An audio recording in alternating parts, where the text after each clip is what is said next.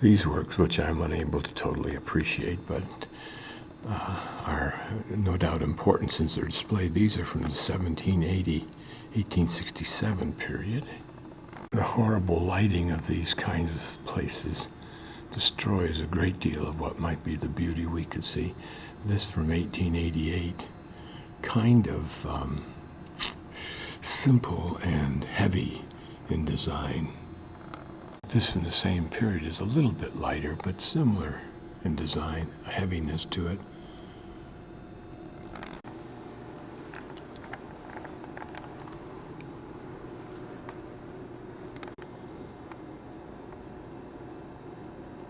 These magnificent outfits that we see worn throughout time, including today, that we take so blithely for granted.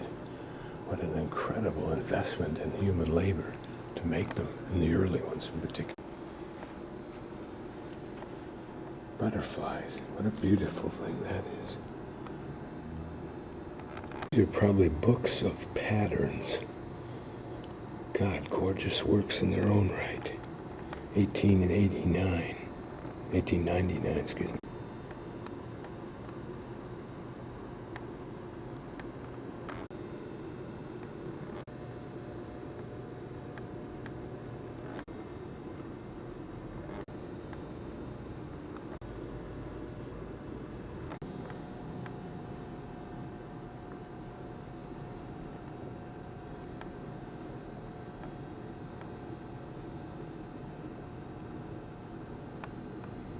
You wonder if some of these colors have faded, making the black stand out so much.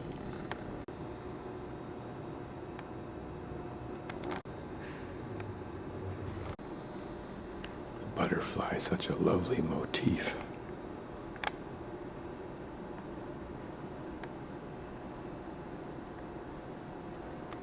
And the beauty of this gold sash. But the subtle beauty of this.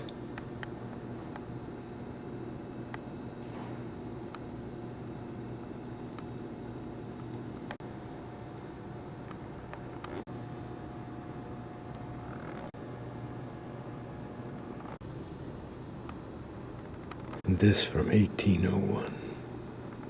This is another demonstration of silkworm production, apparently. Apparently they're induced to climb up into these grids and leave their cocoons.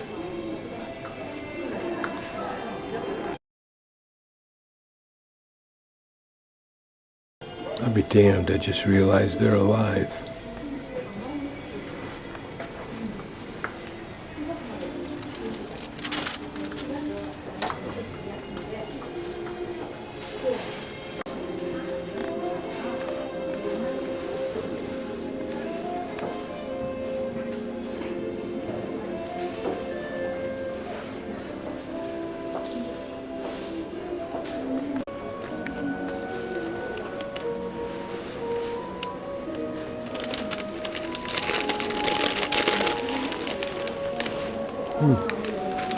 Here's some little buggers.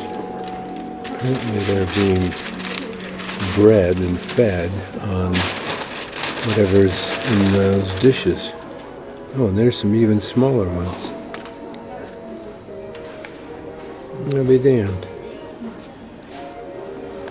She's separating them from their food,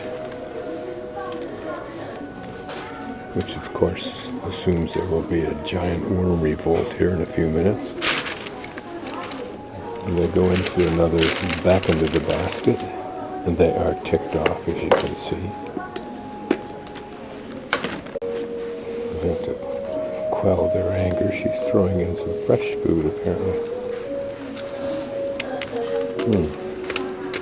And they eagerly jump up on that. They're putting away their placards and Pentel pens and getting back down to eating again. And if I stand near this display for a while, someone will show up and do something with it. But what it looks like it is the cocoons that those little buggers are being induced ultimately to create, I think, are where the silk comes from. And then this machine is a device by which they convert it to thread. But that leaves me wondering, what am I looking at inside here?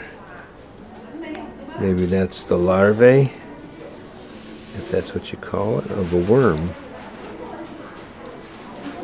doing its thing. So each one of these little guys here, these egg cocoons, contain one of those little guys, maybe. I may be getting all of this backwards. You can be sure that everything that we're looking at here that's made out of silk is not made by hand. It's made somewhere on giant machines that are cranking this stuff out at an incredible rate, including probably the propagation of the worms, etc. It probably takes place in a giant factory-like compound. The chickens of the world thought they had it bad. I'm not sure who has it bad. These are so pretty. Makes me almost want to put a suit on so I could wear them, thinking that somehow they will turn this sow into a silk purse. A gorgeous purple one there. Wow.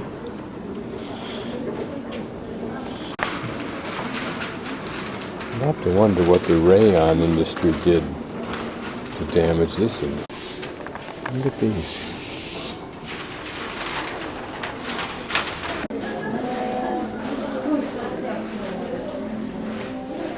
Beautiful, yeah. Just imagine how the wealthy get excited walking into a place like this, or more so the boutiques that they're able to get into, or even the better ones are. As